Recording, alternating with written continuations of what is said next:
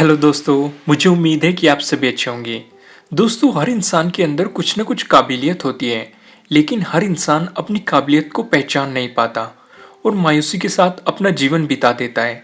इसी बात को अच्छे तरीके से समझाने के लिए मैं आपको एक कहानी सुनाता हूँ। किसी जंगल में एक बहुत बड़ा तालाब था। तालाब के पास एक बगीचा था, जिसमें अनेक प्रकार के पेड़ पौधे लगे थे। दूर दूर से लोग वहां आते थे और बगीचे की तारीफ करते थे। गुलाब के पेड़ पे लगा पत्ता हर रोज लोगों को आते जाते और फूलों की तारीफ करते देखता था।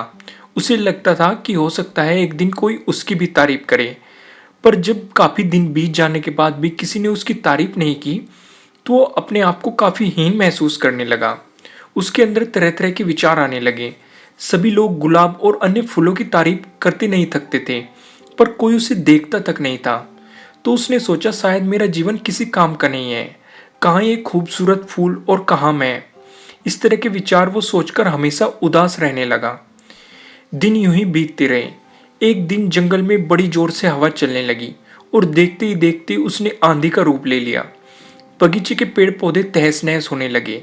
देखते देखते सभी फूल जमीन पर गिरकर निढाल हो गए।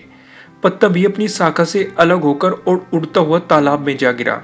पत्ते ने देखा कि उसने कुछ ही दूरी पर एक चींटी हवा के झोंके से तालाब में आ गिरी और अपनी जान बचाने के लिए संघर्ष करने लगी।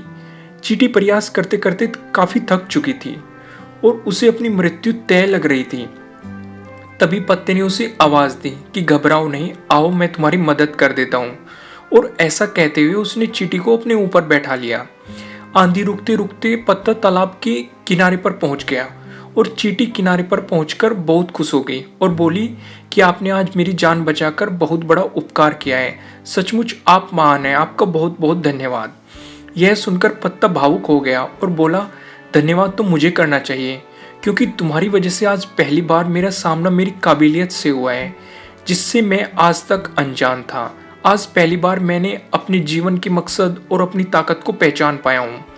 दोस्तों, इस कहानी से मैं आपको यही समझाना चाहता हूँ कि ईश्वर ने हम सभी को अनोखी शक्तियाँ दी है। कई बार हम खुद अपनी काबिलियत से अनजान होते हैं और समय आने पर हमें इसका पता लग जाता है।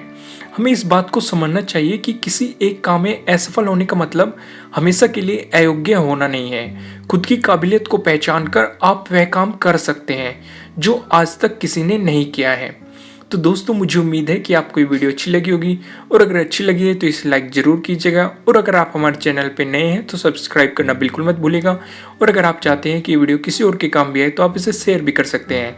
और आपको ये वीडियो कैसी लगी कमेंट के थ्रू मुझे बताना बिल्कुल मत भूलिएगा। Thank you.